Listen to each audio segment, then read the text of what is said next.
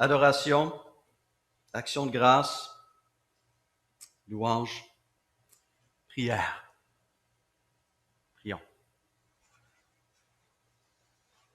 Seigneur, c'est une joie pour moi de voir ces frères et ces sœurs réunis ce matin, de pouvoir célébrer ton nom et célébrer ta générosité incroyable envers nous. Si nous pouvons être ici ce matin, si nous pouvons parler et expérimenter de cette paix dont il est question, c'est parce que tu as fait la paix avec nous. Tu es notre paix. Nous sommes en paix avec toi. Et à travers toi, nous pouvons communiquer cette paix aux uns et aux autres, transformer nos relations et même notre propre perspective personnelle envers nous-mêmes. Une paix remarquable et merveilleuse. Et nous reconnaissons que nous avons encore besoin, Seigneur, de cette transformation. Nous avons encore besoin de toi, de ces ressources, de cette transformation intérieure pour goûter cette paix davantage et la vivre dans nos rapports. Et c'est pourquoi nous sommes ici ce matin. C'est pourquoi nous venons à ton trône de paix, trône de grâce, et nous prions pour ce royaume de paix qui s'en vient, selon ta promesse. Merci. On veut te rendre grâce, Père, pour cette bonne nouvelle de Félix, pour ses jumelles qu'il a accueillies dans ce monde. On te remet celle qui est à nouveau encore à l'hôpital, que tu la gardes et que tu fortifies son corps, que tu bénisses, Père, son arrivée à la maison, au foyer familial. Tu aides ce couple à être les parents dont ses enfants ont besoin et à diriger ses filles dans la vie, dans la vérité, dans la paix. Et on te remercie pour Kim, la fille de Sylvie Hayfield, qui a ce désir profond de prendre soin des besoins de son prochain, qui est dans ce camp de réfugiés en Éthiopie, qui se prépare à faire face à une pandémie, une épidémie de choléra, qui a une responsabilité énorme dans des conditions extrêmement difficiles. Eh bien, Seigneur, c'est une joie de pouvoir te la présenter à nouveau ce matin et te demander ta protection sur elle et sur toute son équipe et que ceux et celles qui se trouvent dans ce camp puissent eux aussi espérer, soupirer et vivre une paix bientôt dans leurs circonstances et dans leur cœur. Et on te prie pour Roch et André, deux frères qui attendent des interventions chirurgicales. Viens aussi leur accorder ta paix d'ici là. Soulage leur souffrance, rassure leur cœur. On veut te remettre nos deux sœurs, Joletta et Néhémie, qui aussi comptent ces jours où elles tiendront leur enfant dans leurs bras. D'ici là, merci de les accompagner, de les entourer de ta protection et de ta joie. Seigneur, on veut t'élever Bloumou et Manon qui se préparent chacun dans un projet missionnaire. Bloumou qui va quitter dans quelques jours à peine, moins de 2 semaines. Manon, plus tard, viens, s'il te plaît, préparer bénir les derniers préparatifs et leur donner, Seigneur, de pouvoir te servir et bénir leurs prochains à travers cet appel qu'ils ont entendu. Merci, Père, pour ta paix qui vient et qui demeure, qui transcende les circonstances et qui est enracinée en toi. Seigneur, nous nous tournons maintenant vers ta parole et nous te prions que tu puisses renouveler nos pensées par elle, nous aider à mieux comprendre ton plan pour nos vies, comment vivre ici-bas, de manière qui honore ton nom et qui est conforme à notre raison d'être en tant que créature glorieuse faite à ton image. Bénis cette parole, je t'en prie. Amen.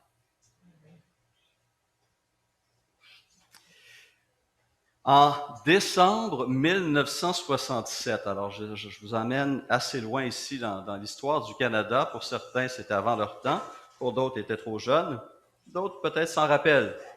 Celui qui était, à l'époque, ministre de la Justice fédérale, Pierre Elliott Trudeau, le père de notre actuel premier ministre, a fait passer une loi omnibus qui allait décriminaliser l'homosexualité et autoriser l'avortement. Et pour justifier ce projet de loi, il a prononcé une phrase choc qui est restée dans les mémoires. Il a dit ceci: « L'État n'a rien à faire dans les chambres à coucher de la nation. » Il y en a qui vont peut-être se rappeler de cette déclaration. « L'État n'a rien à faire dans les chambres à coucher de la nation. » Et c'est avec des arguments comme ceux-là qu'il a fait passer cette loi omnibus. Mais dans les faits, est-ce vrai? Non. L'État et la société ont un intérêt dans ce qui se passe dans les foyers et les chambres à coucher de la nation. Parce que si c'est de la violence conjugale qui se passe dans la chambre à coucher, si c'est de l'inceste, si c'est de la sextorsion et bien d'autres comportements, l'État est préoccupé et concerné par ce qui s'y passe. Et en fait, la parole nous dit que ce n'est pas seulement l'État et la société qui est concerné par ces choses. C'est aussi notre Créateur. Hébreux 13, verset 4, il dit ceci: « Que le mariage soit honoré de tous et le lit conjugal épargné par la souillure ceux qui se livrent à l'immoralité sexuelle et à l'adultère. Dieu les jugera. » Dieu est concerné par ce qui se passe dans les chambres à coucher et dans la façon dont on vit sa sexualité. Notre vie sexuelle, comme tous les autres domaines de notre existence, est encadrée par un système de valeurs. Qu'on soit croyant ou pas croyant, nous fonctionnons à l'intérieur d'un système de valeurs qui détermine nos choix et nos actions. Pour le chrétien, ce système est celui que notre Créateur nous a donné, qui se trouve dans la parole. Et on y découvre que le sexe est un cadeau de Dieu. Dieu nous a créés à être sexués, hommes, femmes. Et donc, il nous invite à vivre cette dimension de notre existence à l'intérieur du cadre qu'il nous a donné pour notre bien, pour notre paix. Spiritualité et sexualité sont liés. Mais le péché est venu dérégler l'usage que l'on fait de ce don. Le péché nous amène à l'abuser, à le tordre, à le corrompre, comme bien d'autres sphères de notre existence. Et puisque nous vivons dans un univers moral, il y a des conséquences. Il y a des conséquences. Et lorsqu'on lit la parole, on voit ce lien étroit entre spiritualité et sexualité, abondamment illustré. Prenons par exemple l'histoire de Joseph, qui est menacé, on pourrait dire dans ce langage, d'exploitation sexuelle par sa maîtresse. Il arriva que la femme de son maître, Genèse 39, 7, porta les regards sur Joseph et dit: « Couche avec moi. » Et il refusa et dit à la femme de son maître: « Voici, mon maître ne prend avec moi connaissance de rien dans la maison. Il a remis entre mes mains tout ce qui lui appartient. Il n'est pas plus grand que moi dans cette maison et il ne m'a rien interdit excepté toi, parce que tu es sa femme. » Il y a un cadre. Et il ajoute ceci: « Comment ferais-je un aussi grand mal et pécherais-je contre Dieu? » Des siècles plus tard, le roi David, après avoir commis l'adultère avec Bathsheba, s'en repentit éventuellement et confessa son péché avec des paroles très fortes, surprenantes, qui soulignent clairement que le péché sexuel, avant d'être fait avec ou contre quelqu'un, est d'abord un acte commis contre Dieu, le Créateur, celui qui nous a donné cette capacité. Et il dit dans le psaume 51, ce psaume de repentance: « Je reconnais mes transgressions et mon péché est constamment devant moi. J'ai péché contre toi seul et j'ai fait ce qui est mal à tes yeux. » Et c'est pourquoi Paul va rappeler dans sa première lettre, sa première correspondance, probablement une des premières lettres inspirées du, du Nouveau Testament ou de Paul, de la lettre de Paul. Il va rappeler à ces jeunes chrétiens qui ont à peine quelques mois dans le Seigneur des vérités qu'il leur a déjà enseignées alors qu'il était à Thessalonique. Et je vous invite à prendre donc 1 Thessaloniciens chapitre 4. Nous poursuivons ce matin notre étude de cet épître, très probablement la première de Paul, adressée à une très jeune église des chrétiens qui avaient à peine donc quelques mois dans le Seigneur. Chapitre 4, versets 1 à 8. Maintenant donc, frères et sœurs, vous avez appris de nous comment vous devez vous conduire et plaire à Dieu. Est-ce que c'est ce que vous faites? De même, nous vous le demandons et nous vous y encourageons dans le Seigneur Jésus, progressez encore. Vous savez en effet quelles instructions nous vous avons données de la part du Seigneur Jésus. Ce que Dieu veut, c'est votre progression dans la sainteté, c'est que vous vous absteniez de l'immoralité sexuelle, c'est que chacun de vous sache garder son corps dans la consécration et la dignité, sans le livrer à la passion du désir comme les membres des autres peuples qui ne connaissent pas Dieu. C'est que personne dans ce domaine ne fasse de tort à son frère ou ne porte atteinte à ses droits, parce que le Seigneur fait justice de tous ses actes. Comme nous vous l'avons déjà dit et attesté, en effet, Dieu ne nous a pas appelés à l'impureté, mais à la consécration. Celui donc qui rejette ces instructions ne rejette pas un homme, mais Dieu qui vous a aussi donné son Saint-Esprit. Ici s'arrête la lecture de la parole. Avec le chapitre 4, nous entrons dans une nouvelle section de cette lettre de l'apôtre Paul. Les chapitres 1 à 3 est un regard sur le passé. Le ministère de Paul à Thessalonique, la fondation de l'Église, les défis qui étaient devant eux, la mission de Timothée. Et ensuite, il se tourne maintenant vers le présent. Et il va du descriptif, décrire ce qui a été fait, chapitre 1, 2, 3, au prescriptif, chapitre 4 et 5, où il donne des directions, il donne un cadre, il enseigne la parole de Dieu et la volonté de Dieu pour la vie de ces Thessaloniciens. Il y avait un certain nombre de points qui méritaient d'être précisés. Et Paul revient sur cet appel que Dieu a placé sur nos vies, qui est un appel à être consacré, mis à part pour le Seigneur.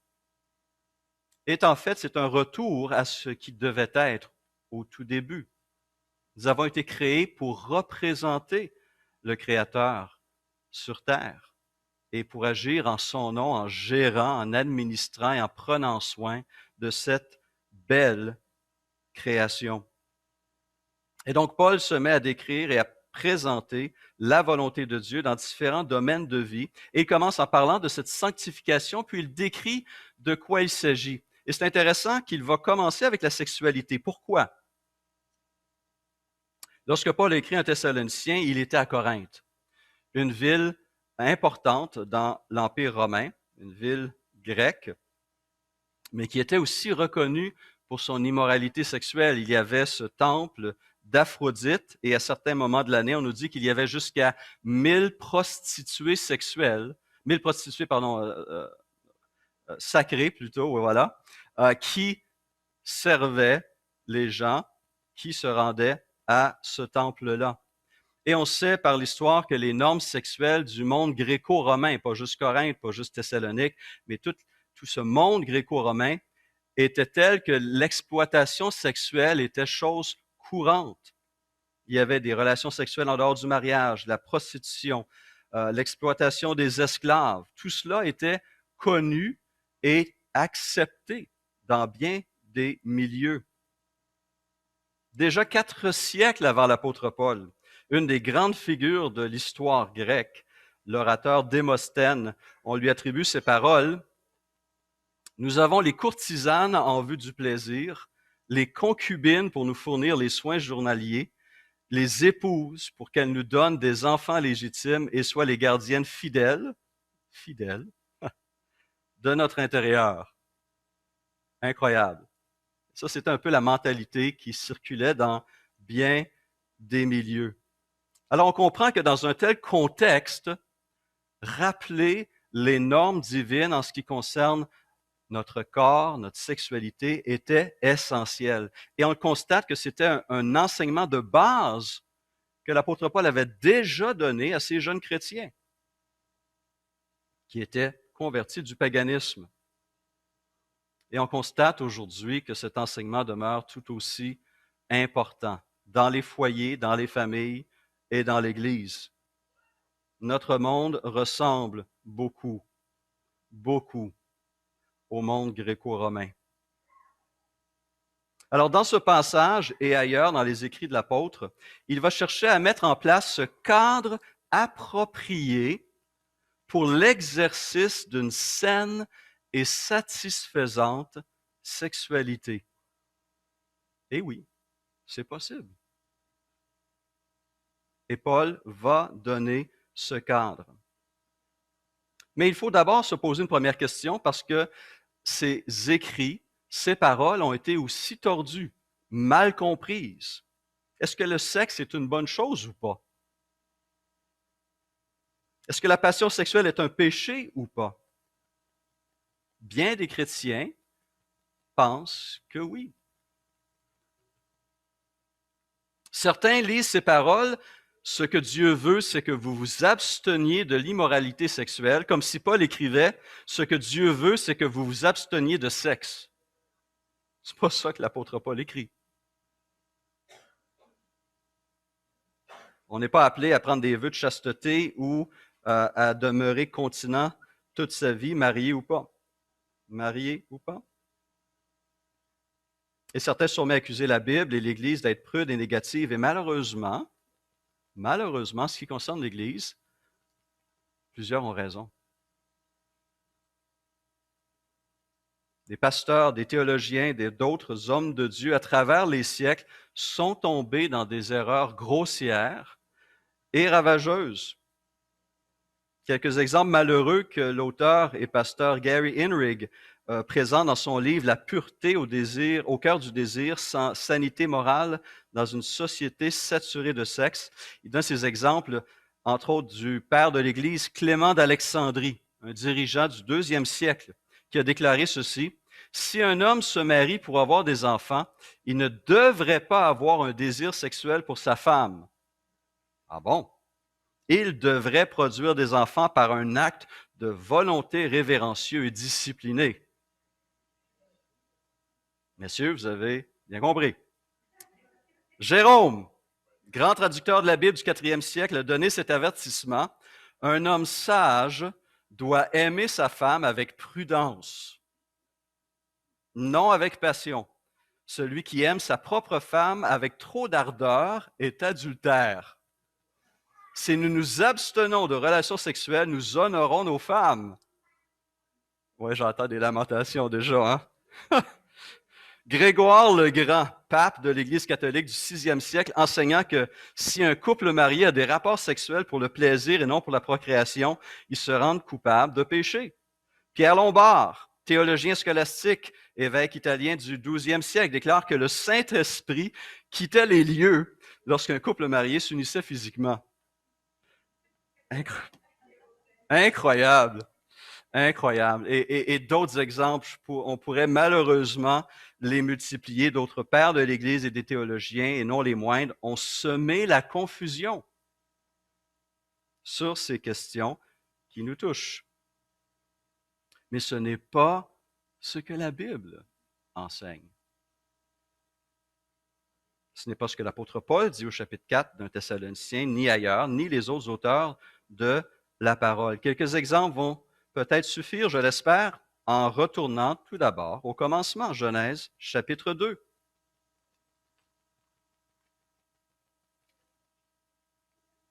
À partir du verset 18, l'Éternel Dieu dit, « Il n'est pas bon que l'homme soit seul, je lui ferai une aide qui soit son vis-à-vis. » L'Éternel Dieu façonna à partir de la terre tous les animaux sauvages et tous les oiseaux du ciel, puis il les fit venir vers l'homme pour voir comment il les appellerait. Il voulait que tout être vivant porte le nom que l'homme lui donnerait. Dans la pensée biblique, hébraïque, nommer quelque chose, nommer quelqu'un, c'est prendre autorité aussi sur cette personne. Donc on voit le rôle de l'homme de prendre autorité sur la création de Dieu. L'homme donna des noms à tout le bétail, aux oiseaux du ciel et à tous les animaux sauvages, mais pour lui-même, il ne trouva pas d'aide qui soit son vis-à-vis. Alors l'Éternel Dieu fit tomber un profond sommeil sur l'homme qui s'endormit. Il prit une de ses côtes et referma la chair à sa place. L'Éternel Dieu forma une femme à partir de la côte qu'il avait prise à l'homme et il l'amena vers l'homme. L'homme dit, voici cette fois celle qui est faite des mêmes os et de la même chair que moi. On l'appellera femme parce qu'elle a été tirée de l'homme, Isha, Ish en hébreu. C'est pourquoi l'homme quittera son père et sa mère et s'attachera à sa femme et ils ne feront qu'un. L'homme et la femme étaient tous les deux nus et ils n'en avaient point honte. Qu'est-ce qu'on y apprend? Eh bien que malgré la beauté et la bonté de la création de Dieu, il manquait quelque chose. Il manquait quelqu'un à l'homme, un vis-à-vis, une compagne. Alors Dieu fait venir tous les animaux, mais évidemment, il n'y a personne qui ressemble à l'homme. Alors Dieu met Adam sous anesthésie générale, fait une opération et lui présente celle qui est littéralement chair de sa chair, os de ses os. Et Gary Henrig présente l'événement de cette manière. Il dit, la création d'Ève et le premier mariage atteignent leur paroxysme lorsque le Seigneur, tel un père fier, présente la mariée à Adam. La réaction de l'homme est immédiate, spontanée et sincère. Instinctivement, il célèbre son unicité et sa connexion avec elle. La formalité de nos traductions cache quelque peu l'explosion joyeuse qui procède d'Adam. Oh, enfin, enfin! Il n'a jamais rien vu de pareil. Il voit en elle son autre moitié. Elle ne touche pas seulement les cordes sensibles de son cœur, mais elle partage également sa nature fondamentale, car elle est os de ses os et chair de sa chair. C'est grâce à ces termes fascinants que nous saisissons la reconnaissance de leur égalité, de leur partenariat et de l'attraction magnétique qui existe entre eux. Personne n'a eu à dire à Adam d'être enchanté par tout ce qu'il voyait. Fin de citation. C'est vraiment très intéressant de le présenter dans cet angle-là et je crois qu'il fait respect au récit de la parole. Et donc, à partir d'un texte comme celui-ci et d'autres, on peut constater qu'il y a justement une distinction majeure entre désir sexuel et convoitise sexuelle, et que les désirs sexuels sont approuvés par Dieu. Le livre de la Genèse met ces choses au clair. Dieu nous a fait mâles et femelles et nous a destinés à être désirables l'un pour l'autre. Et l'attraction qu'Adam ressent par rapport à Ève est tout à fait naturelle. On peut aller un petit peu plus loin. Livre des Proverbes, où dans les chapitres 1 à 9, souligne un commentateur cité par Alfred Kuhn, le père enseignant traite souvent du comportement sexuel dans les instructions qu'il transmet à son fils disciple et lui enseigne comment vivre correctement. Dans le passage du chapitre 5, versets 15 à 23, il cherche à convaincre son fils que la véritable satisfaction spirituelle ne se trouve que dans le contexte du mariage.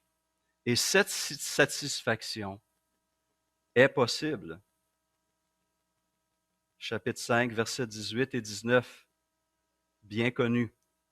Fais ta joie de la femme de ta jeunesse, biche des amours, gazelle pleine de grâce, que ses seins te rassasient constamment. Enivre-toi sans cesse de son amour, écrit Salomon. Et c'est intéressant qu'il va utiliser la métaphore de la boisson et que le père invite le fils à s'enivrer, à être en tout temps captivé par l'amour de sa femme. Et ici, le mot amour se réfère à cet amour romantique et sensuel, comme dans le Cantique des Cantiques, un autre ouvrage qui célèbre la beauté de l'amour conjugal. Ce texte des Proverbes va donc reconnaître l'importance des besoins sexuels pour l'homme, de ne pas en nier la réalité, va aider les jeunes gens et les moins jeunes aussi à développer une bonne compréhension de la manière dont Dieu veut satisfaire ses besoins dans le cadre du mariage, et leur rappelle que nous sommes responsables de notre comportement devant Dieu. Et en pensant à ces choses, ça me frappe de voir comment Dieu nous a fait de sorte qu'on puisse tirer du plaisir à travers des gestes essentiels, comme par exemple l'alimentation. On doit se nourrir si on veut survivre, trouver de l'énergie. Mais il nous donne en même temps la capacité de savourer, n'est-ce pas, de manière incroyable, d'aller chercher des goûts, des combinaisons incroyables. Il y a un plaisir à répondre à ce besoin. Ou le simple fait de respirer, qui dans la grande majorité du temps, on le fait naturellement sans y penser, n'est-ce pas? Mais si vous allez vous promener dans une forêt après un orage, l'odeur, n'est-ce pas, qui se dégage, c'est merveilleux. Il y a quelques semaines, ceux qui entraient par la porte ont certainement senti le parfum du lilas, n'est-ce pas? On en avait dimanche dernier. Respirer est essentiel, mais en même temps, on en retire un plaisir. L'ouïe. Il y a quelque chose qui me touche profondément. Mon père a eu, il y a quelques années, très longtemps maintenant, un chalet sur le bord d'un lac. Et ce qui est pour moi magique, c'est un soir d'été sur le bord d'un lac à entendre le chant d'un huard. C'est magique. Ou encore les 4 saisons de Vivaldi, ou je ne sais quoi, des paroles d'amour de sa bien-aimée. Des sens utiles, importants, mais à travers lesquels Dieu a fait en sorte qu'on puisse tirer plaisir et joie. Toutes ces choses sont de Dieu. Et Dieu nous a créés pour aussi apprécier et jouir de sa création, comme lui-même en prend plaisir. N'oublions pas cette dimension. Et ça, c'est le côté positif. Il y a un autre côté, on en est bien conscient, qui est causé par la chute et qui est le péché qui vient dérégler en quelque sorte, faire dérailler ces cadeaux de Dieu qui nous amènent à les utiliser d'une mauvaise manière. Si j'abuse de la nourriture ou de la boisson, il y a des conséquences sur mon corps et sur mon esprit, sur mes relations. Les désordres se manifestent, des problèmes surgissent. Si j'écoute la musique trop fort, mon ouïe va faire en sorte qu'elle va baisser et dans quelques années, je ne pourrai pas en profiter autant.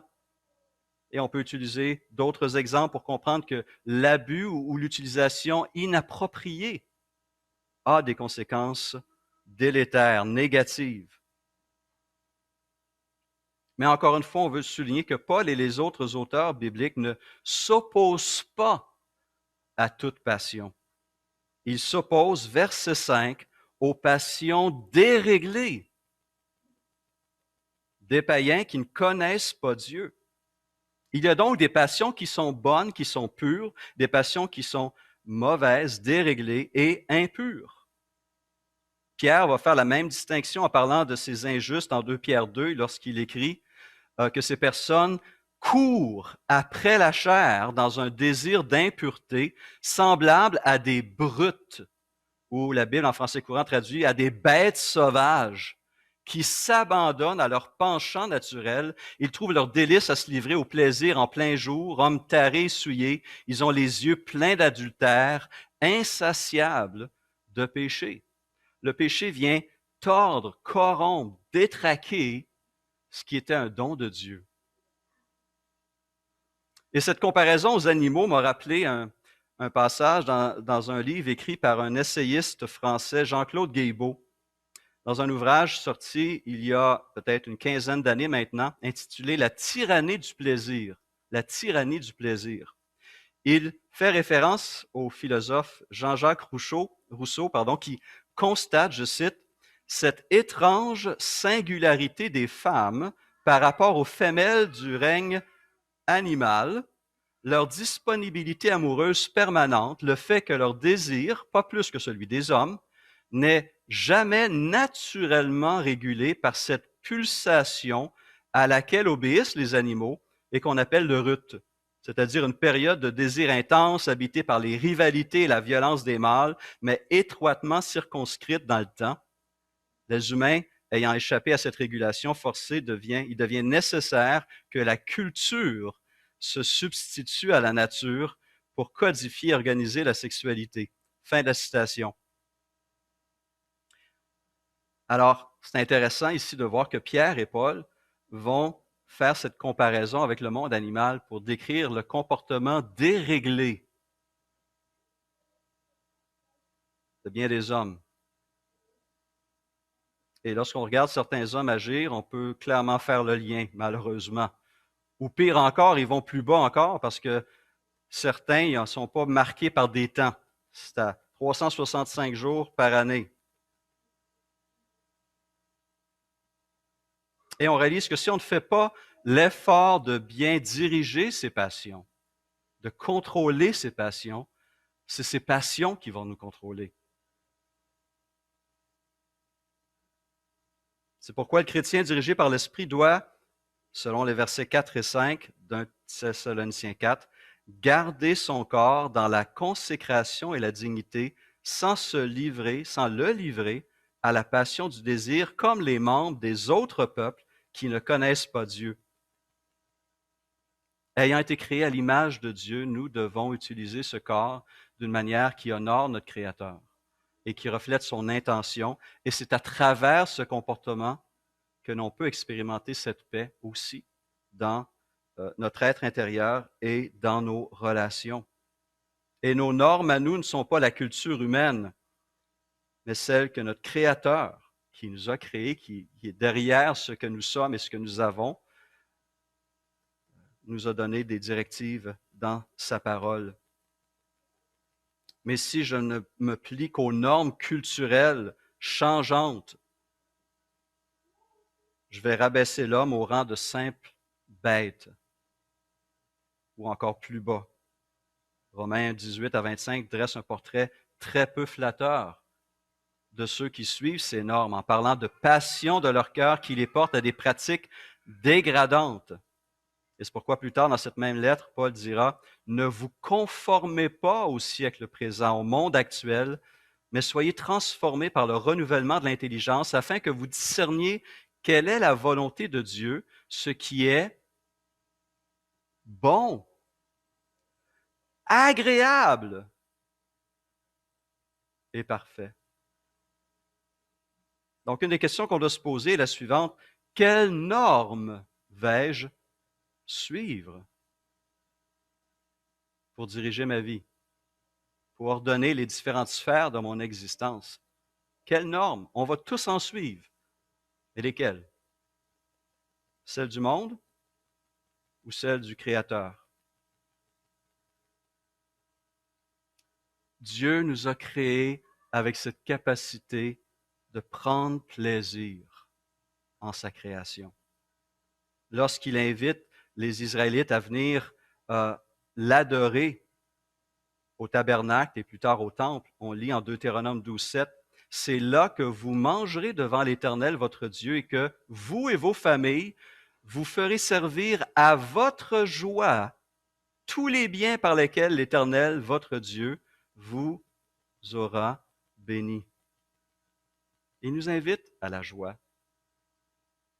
à prendre plaisir dans ses cadeaux et ses dons. Mais on doit se rappeler qu'en Christ, nous devons réorienter bien souvent cette capacités, ces passions, les purifier et les remettre sous l'autorité de Christ. Et je vous termine en lisant, en vous citant une distinction qui est faite par Kuhn entre la bonne et la moins bonne des passions. Il dit ceci: la passion doit être celle de l'amour et non du désir. Il y a une différence décisive entre les deux. Dans la passion du désir, n'importe quelle femme convient, ou bien l'épouse est traitée comme si elle n'était n'importe quelle femme. Dans la passion de l'amour, une seule femme est désirée, l'épouse. Et c'est l'épouse en tant qu'épouse, et pas simplement en tant que femme, parce qu'elle est le seul objet de l'amour du mari. J'aime bien cette distinction. Quelle passion nous anime? Quel est le cadre aussi donné par Dieu qui permet une manifestation satisfaisante et sainte de cette passion? Qu'est-ce qui se trouve à l'extérieur de ce cadre et que la Bible appelle alors immoralité sexuelle? C'est ce que nous allons regarder ensemble dans 3 semaines. Les 2 prochaines semaines, nous aurons 2 cultes spéciaux. Un qui met l'accent sur ce dimanche des réfugiés et le dimanche suivant, le 27, est le dimanche de l'Église persécutée. Nous allons orienter nos 2 services dans cette optique pour nous sensibiliser à une réalité qui touche beaucoup, beaucoup de gens. Mais nous allons reprendre le fil de notre conversation sur 1 Thessaloniciens 4 et sur la volonté de Dieu en ce qui concerne notre sexualité, donc dans 3 semaines. Prions.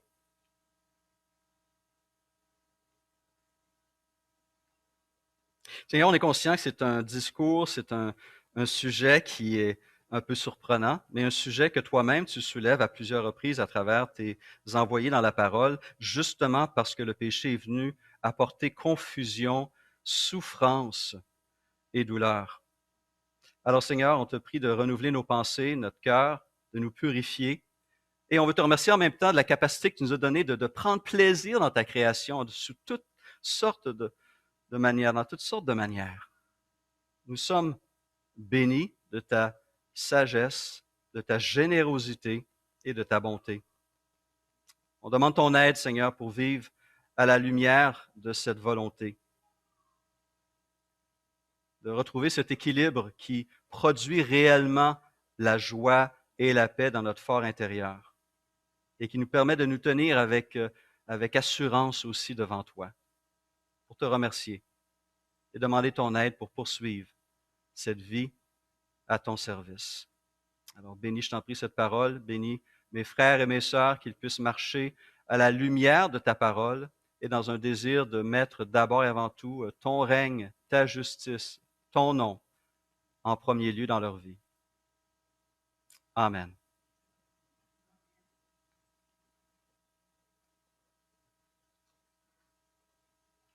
Oups.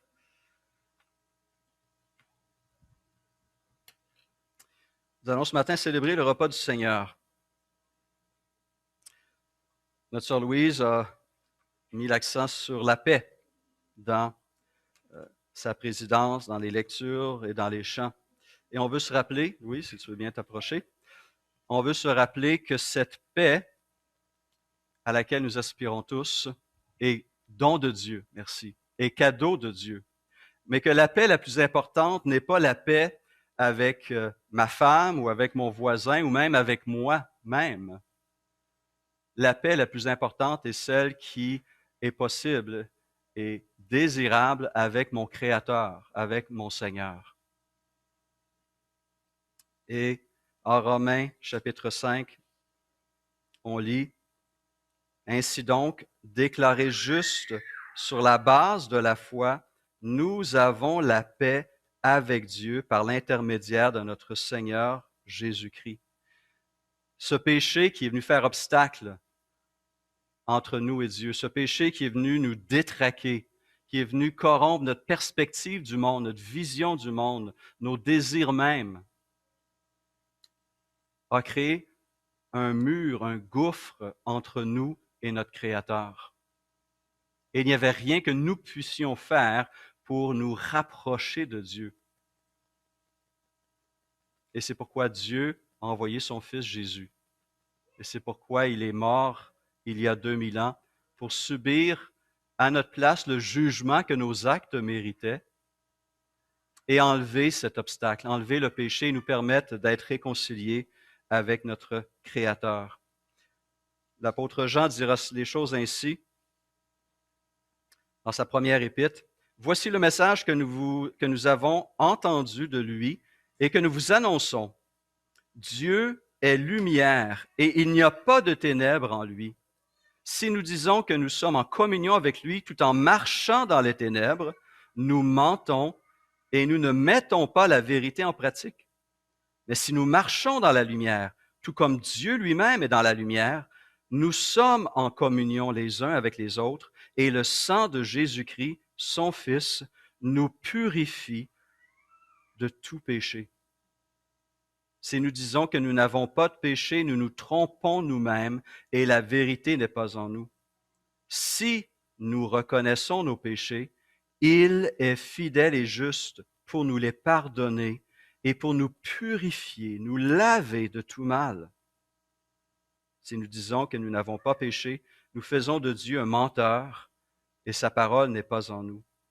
Mais il ajoute, « Mes petits-enfants, je vous écris cela afin que vous ne péchiez pas. Mais si quelqu'un a péché, nous avons un défenseur auprès du Père, Jésus-Christ le juste. Il est lui-même la victime expiatoire pour nos péchés, et non seulement pour les nôtres, mais aussi pour ceux du monde entier. »